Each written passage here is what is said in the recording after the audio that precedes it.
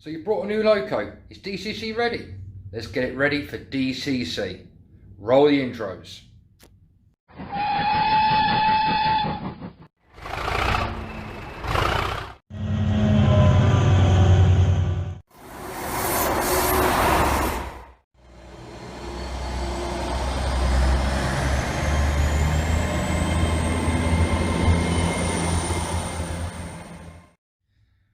Hi guys, and welcome back to Chelmswood Junction. I'm Peter. So you just bought yourself a new loco. Is DCC ready? You've got the chip. Let's have a look and let's see how we get it put together and get it ready for DCC running. Here we go. So as you can see guys, this is my new loco. This is the Hornby limited edition GBRF Class 66 rail freight Captain Tom Moore, which is limited to 3,500 copies. Now, I've gone ahead and unclipped the sides of the body shell, and all you do is literally get a couple of pieces of very fine plastic and slot them under 3 positions on either side, so you need 6 pieces, and then the body is straight away pops off. As you can see, there is no head or tail lights on this one. There's no massive detail to be worried about to disconnect, so you're okay and you're good to go. One thing I will say is, when you take the Class 66 body off, remember the way you've taken it off, because if you look, the cab door corresponds with the steps. It could be very easy to put it on backwards, and then obviously then the doors aren't going to be aligned with the steps, so we know it goes on that way. When you open it up, it is literally plain bog standard. There's no PCB boards, it's just literally that little tiny thing there. You've got no running lights, so you literally got the wires, sorry guys, going from there to the motor, and pickups on this side as well. Okay, so all we're going to do is we're going to take this 8-pin blanking plug out, which is quite simple. You can do it with your fingers. Sometimes you do need, say, like a lollipop stick or something. There you go. So simple. It's just literally come off with just, you know, using your fingernails.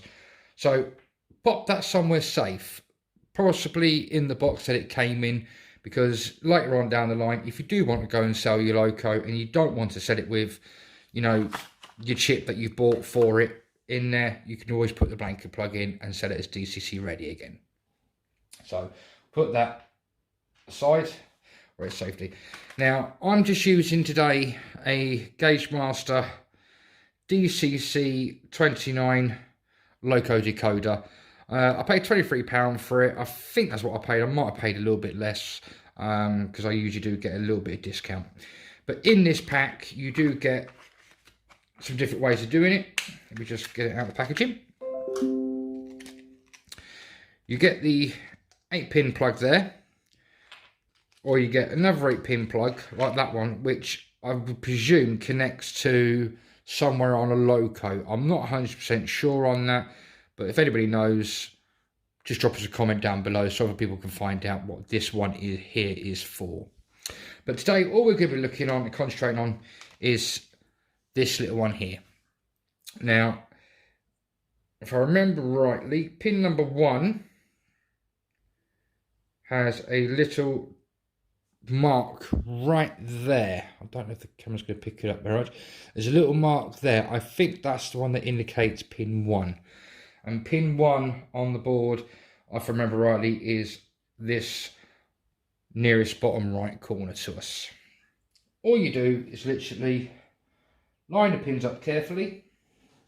I might have to get my head in here, guys, so I'll do.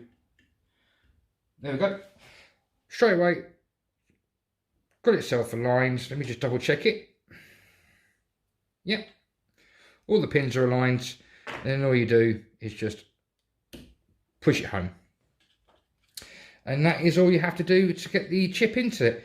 And then once you've done that, it's just a case of putting the body back on. Make sure all the clips engage.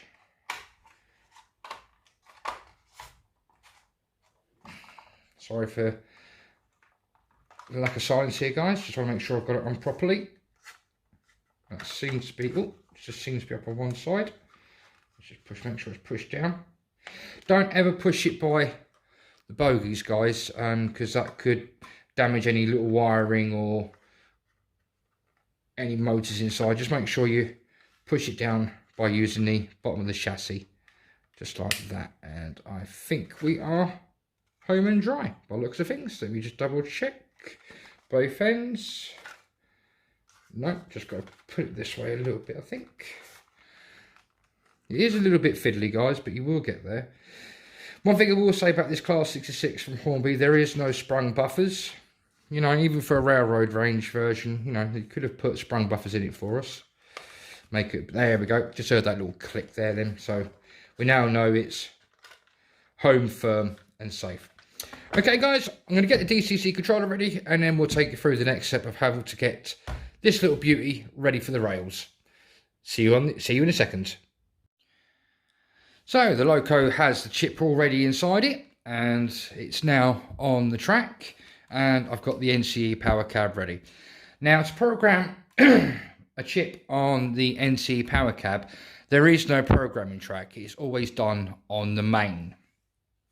So all you do is to program your loco from your factory set, say, of 3. Now I'm going to be putting it to 11. So, because number 3 is always the manufacturer's default setting. So I'm now going to program this chip, the Gauge Master 1, to number 11, and then we'll hopefully see it work. So what you do is hit the escape and program key, and you've got program on main. So you just click enter, and you've got program loco number 3. That is what we want to do. So click yes. Now you've got 3 choices. You've got 1 for address, 2 for CV, or 3 for CFG. So today we are going to be using number 1 for the address. Now it's asking you, do you want to put a long address onto it or a short address? Now mine's only going to 11, so mine's going to be a short address, so you press number 2.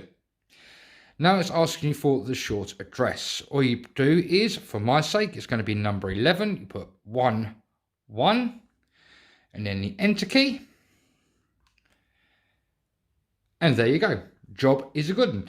Now, obviously, this one hasn't got working headlights or tail lights. So from a distance, it could be a bit awkward to see which way it's going to be going.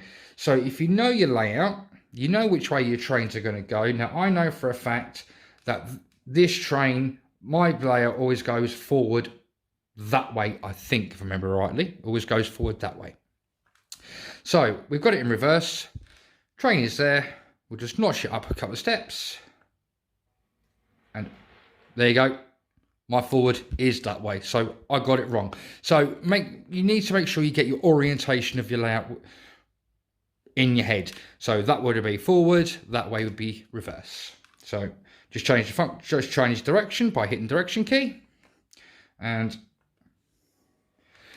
there you go, guys. She's now moving. It's a bit of a dirty point there, so I'm not too worried. So there you go, guys. That is your new loco, chipped, addressed, and running. So there you have it, guys. That's your new loco. Had a chip put into it, body reinstalled, put onto the track, programmed to the address you want it to, and it's now up and running. Job's a good one. So if you like what you've seen today, guys, and you're not a subscriber, please, as always, hit the subscribe button at the bottom right. And if you want to carry on watching videos from my channel, there should be a clickable link here and a clickable link here.